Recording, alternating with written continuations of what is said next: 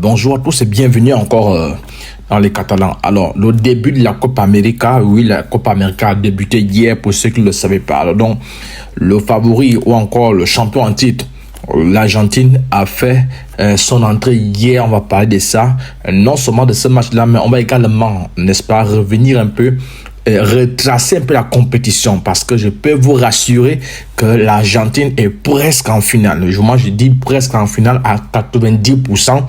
On va vous retracer ça, on va montrer un peu pourquoi nous disons que l'Argentine est en finale, pourquoi Messi il peut encore doubler, il peut partir avec un trophée. Donc on va d'abord expliquer ça, le format, le nouveau format, n'est-ce pas, de la Copa América 2024 qui se joue aux États-Unis. Après ça, on va essayer de revenir sur le match qui a eu lieu entre le Canada, une très belle équipe, et l'Argentine de Lionel Messi. Oui, parce que Lionel Messi nous a manqué. Alors la bonne nouvelle, c'est que Messi joue dans une terre qu'il connaît. Donc il est aux USA, il joue aussi aux USA. Il est là avec ses généraux. Tout le monde était présent, tout le monde était là. Alors, commençons directement. Donc il y a 4 poules. L'Argentine se trouve dans la poule A.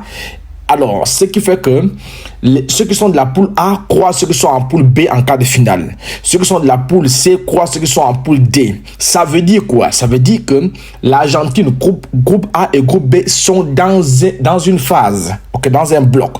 Le groupe C et le groupe D sont dans un bloc.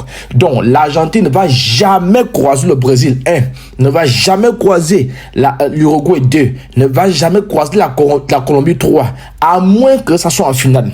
Donc, on aura déjà un choc entre Brésil, Uruguay, soit en quart de finale, soit en demi-finale, ce qui est sûr, les deux là doivent s'affronter. Donc, l'Argentine, quart de finale, si ça passe, jouera contre le deuxième. Ça peut être l'Équateur ou encore le Mexique. Et si l'Argentine gagne l'Équateur ou le Mexique, l'Argentine jouera la finale, soit entre celui qui va s'opposer, le match entre Brésil, le premier du groupe B, face au deuxième du groupe A de l'Argentine. Donc, vous voyez que tout est ouvert pour que l'Argentine soit en finale. Donc, les équipes que l'Argentine va affronter, ce sont les équipes qui sont dans le groupe A et le groupe B. Donc, on n'aura jamais Argentine-Brésil en quart, ou encore Argentine-Uruguay avec l'équipe de Bielsa. Ça peut aller vite. C'est dit que là, c'est vraiment encore, on n'a pas demandé ça, mais on prend ça. Alors, il peut y avoir des surprises, mais l'Argentine, avec le 2-0 hier, déjà, j'annonce déjà ça, 2-0 hier, c'est dit. Alors donc, dis-moi en commentaire, est-ce que tu vois l'Argentine passer? Alors, je vous mets ici, n'est-ce pas, le match d'hier. Alors, donc, en haut, du moins, au niveau A, là, ça c'est le 11 qui a joué contre la France. Le 11, c'est-à-dire les titulaires. Alors, dans le B en question, vous avez les titulaires qui ont joué hier contre le Canada. On peut voir qu'il y a au moins 3 changements sur 11. C'est-à-dire les 11 qui ont joué la finale contre la France. Il y a 3 qui ne sont pas là. Tagliafico, Otamendi. On a aussi Fernandez. Otamendi qui est remplacé par Martinez. Et Tagliafico, il est remplacé par Acuna. Vous voyez un peu. Et Fernandez est remplacé par De Paul. Donc voilà un peu. Donc l'Argentine s'est imposée face à, vous le connaissez bien, ce fameux joueur du Bayern, futur joueur du Real Madrid. Donc l'Argentine a fait de l'Argentine 2-0. Un match très compliqué parce que le Canada est une très belle équipe. Alors donc, l'Argentine a souffert, oui, parce que à la première mi-temps c'était 0-0. Il fallait attendre la 48e minute. Messi a raté beaucoup de buts, énormément de buts. Je n'ai jamais vu Messi rater autant de buts, mais j'ai senti qu'il était vraiment fit. J'ai senti qu'il était en jambes, il était en force parce que il courait. C'est-à-dire qu'il faisait des choses. On avait l'impression que Messi avait encore 8 ans, 10 ans, 15 ans, 20 ans. Donc, une passe décisive, mais moi je dirais 2, parce que la première passe décisive, il donne le ballon. C'est vrai que McAllister va prendre le ballon dans la surface. Il y a penalty, mais l'arbitre laisse l'avantage et puis il y a but. Donc ce sont des passes laser. Je vous recommande de suivre le match là. C'était un match planétaire. Donc Messi a vraiment fait du Messi. Alors gros match de Angel Di Maria. Di Maria, ce type là, ce trio offensif là, Di Maria, Messi et Alvarez, c'est vraiment la crème des crèmes. Oui, parce que le match que Di Maria fait, c'est un match de patron. Et de ce quoi il est lié. Vous savez comme moi que jouer ailier, c'est pas comme jouer milieu de terrain, axe central. On peut jouer jusqu'à 35 ans, 40 ans, 45 ans. Alors que jouer ailier, ça demande la vitesse, la percussion, le dribble.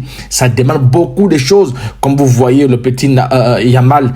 Et vous voyez un peu, donc ça demande. Mais hier, voilà, chapeau, champion du monde. Donc l'Argentine est parlée par 4 chemins, 2-0, but d'Alvarez et but de... Lautaro Martinez, toujours sur les passes de Messi. Messi a fait de Messi, il a raté des face à face, il a raté des piqués.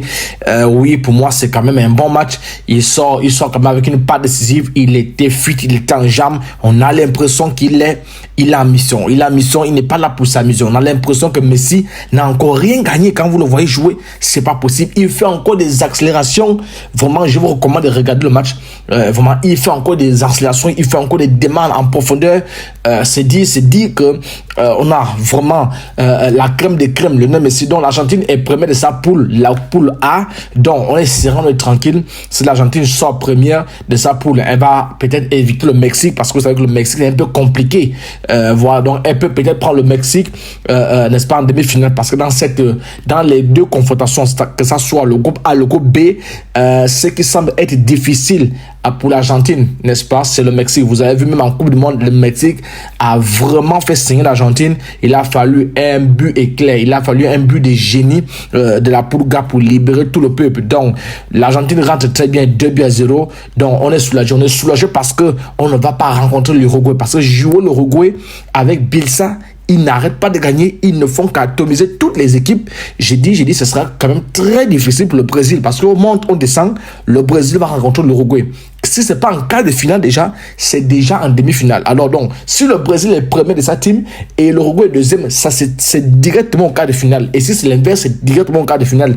Et si ce n'est pas le cas, et que les deux sont premiers, n'est-ce pas, premier, c'est que ils vont se choper en demi-finale. Donc le temps qu'ils vont se battre, le temps qu'ils vont se cogner, nous on aura le Venezuela, on aura le Mexique. Rien n'est joué, mais je préfère jouer la poule de l'Argentine que de jouer l'Uruguay, que de jouer le Mexique. Oui, le Chili n'est pas en forme parce que le Chili est à la ramasse.